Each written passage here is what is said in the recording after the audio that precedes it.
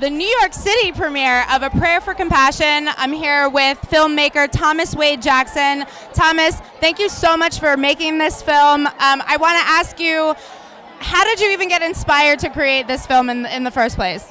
Well, as you see in the film, I was vegan for almost 8 years, and then my daughter was born. And once my daughter was born, I saw Cowspiracy, and suddenly I was a live and let live vegan. I saw Cowspiracy, and I'm like, I've got to do something. So I started praying and meditating about it, and this film is a result. So what is your religious background? I grew up Baptist, but I'm more spiritual, and I've explored Buddhism and all religions. And Unity of New York is where I was attending when I became vegan, which is a more metaphysical, New Thought church. And so, yeah, that's where I was studying the teachings of Jesus about kindness and compassion. I started meditating regularly, and I became a vegan without anybody saying, you should be vegetarian or vegan. I didn't even know what vegan was, really. You know, that was 14 years ago. So, I guess in your mind, how important of a film is this in terms of, you know, where we are such a religious world, essentially, still?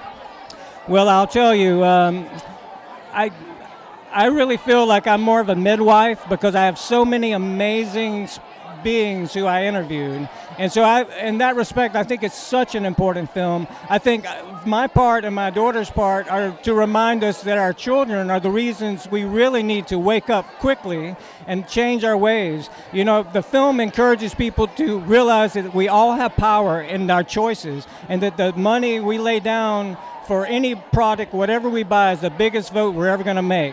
So what I would like people to do is to go back to the original teachings of compassion, that they're whatever religion they are, and that's what we explored, and just start making choices from that place. If you make choices from a place of compassion, then you will definitely not be buying animal products in any sort, because if you study all religions, they all say that we are here to care for the animals, and we are not here to eat the animals. And you'll see in the film, I was so surprised as a Christian how many verses in the Bible really point in that direction and tell us the ideal is to be plant-based, vegan, and care for all of creation, the planet, the animals, each other. Like, that's the ideal. We're here to be the Khalifa species, the caretakers. And people have taken the idea of dominion and twisted it and turned it around. And in the film, we take it back and we show you the original writings, and you see it's very clear that dominion did not mean to eat animals. It's in the same verse where God tells us to eat only, or in the same conversation where God tells us to eat only fruits and vegetables. So it's very clear we're not supposed to eat animals. So a lot of the people all the people you interview, they are vegan and they are promoting this compassionate lifestyle, or are there some that are vegetarian that kind of want to go in that direction of veganism? Well, I'll tell you the truth. When I first started, I really thought I would differentiate. I would really point out who's vegan and who's not vegan.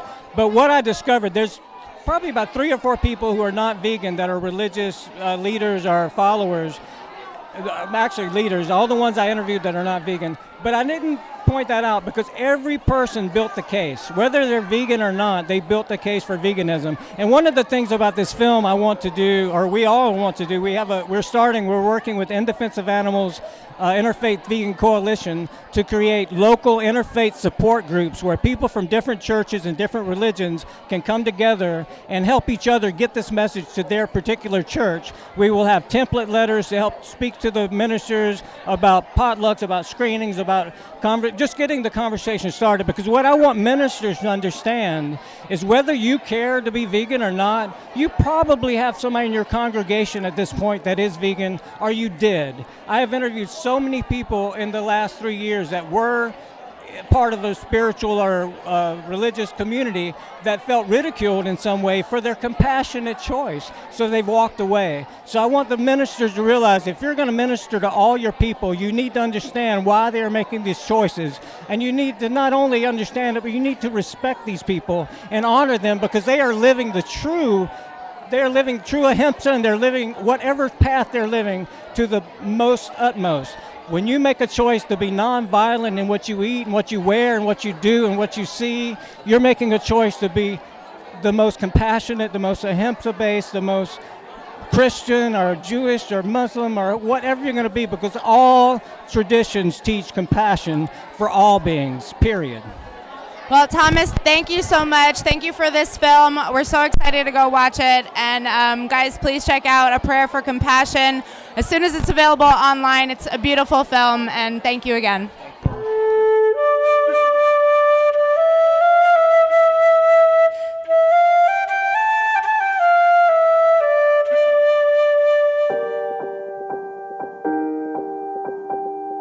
How can we expect ourselves to have lives of joy and freedom and spiritual clarity when we are sowing the seeds of the opposite of that? It's almost like some mad scientist, like Satan himself, designed these systems that are being used now to raise animals. It is absolute insanity. I don't get how you can love everything Jesus says and then participate in a mechanized system of mass slaughter that involves pain beyond your wildest imagination. Even keeping quiet and silent about the violence, you are part of that violence. There's another passage in the Quran that says that because of the wrongs of humanity, there has been much corruption seen in the oceans and on land. We are here at the New York City premiere of A Prayer for Compassion with producer Victoria Moran of Main Street Vegan. Victoria, how excited are you for this premiere right now? I am incredibly excited. We've been working on this for 3.5 years, and the topic is pretty new, trying to get the vegan message across to people who identify as religious or spiritual. So when did you get involved with the film? At the very beginning, the filmmaker Thomas called into my radio show. We had a book giveaway that day. He left a message for me to call him, and he just said, "Will you produce my film?" And he did already have a Student Academy Award, so I knew he knew how to make movies. And the topic was so close to my heart because spirituality and veganism are my two passions. So we've been in this together for 3.5 years, and other wonderful executive producers joined on. And now here we are at this great, packed, wonderful event in New York City. So I look out at this sea of people and I see a sea of familiar faces. But when putting together an event like this, how many non-vegans do you think are in the room? Well, this is what's really exciting. So what you're seeing here are the 150 people who are the VIPs who came for a special reception at the beginning. But the rest of this 500-seat theater is going to be filled with other people, and many of them are non-vegan, particularly a whole block of pastors and other clergy that one of our host committee members, Brooklyn Borough President Eric Adams, had sent out a mailing. And now all of these wonderful people who are working for God just may start working for veganism. That's incredible. So what did your job, what does it entail being a producer of a film? A lot of work, and I come from publishing, and so this was my first experience with a film. It started out just by connecting Thomas with other people, and I do know a lot of people from having been in the vegan world for 40 years and for interviewing a lot of people on the Main Street Vegan Show. And then it went from there to traveling some with him to just making more connections. And in the past several months, as we've been ready to have the premiere and go into theatrical release, it's just been a lot of detail work and getting everything, all the I's dotted and the T's crossed, with coming up with the other people that we need to help, our legal team. So it's been very intense, but really wonderful. So will this have a nationwide release? It will have a nationwide release starting tomorrow, actually worldwide. We're going to be having screenings in Australia, in Hong Kong. We'll have a premiere in London on May 23rd. And so this is the period through the summer of 2019 when anybody who wants to do a screening can do that in their local area. They can work through TUG and have a theatrical screening at a cinema, or they can do it in a church, synagogue, yoga center, wherever a full-length film could be shown. And then we'll go digital in the fall. And who are you wearing? This is Pilush, the wonderful Anna Tagliabue, beautiful, glorious. I can't even. And the bag, I need to talk up the bag too, which is Guinness. So we have wonderful vegan designers, wonderful vegan people in food and fashion and film and everywhere. It's really happening. Well, thank you, Victoria, so much for taking time to speak with us, and thank you for all your work that you've done for this beautiful film. We very much appreciate it. Thanks so much, and to you as well.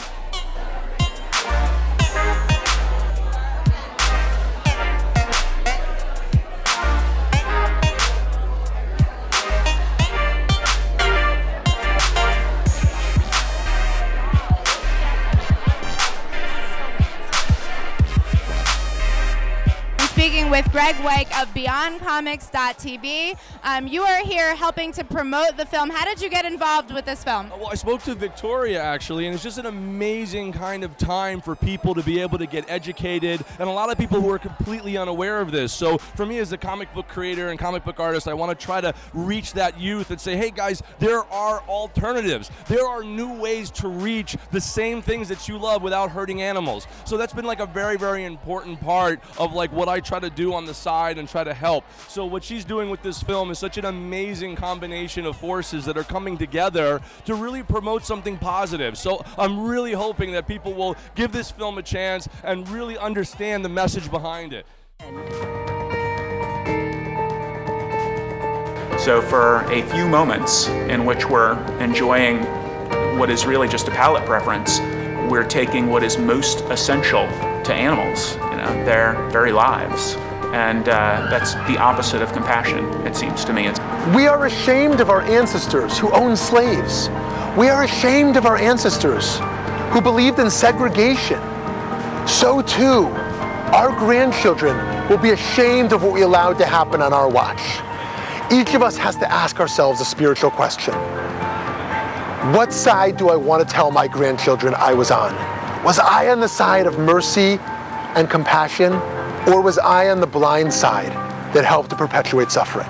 It's the light of mine, I'm gonna let it shine. It's the light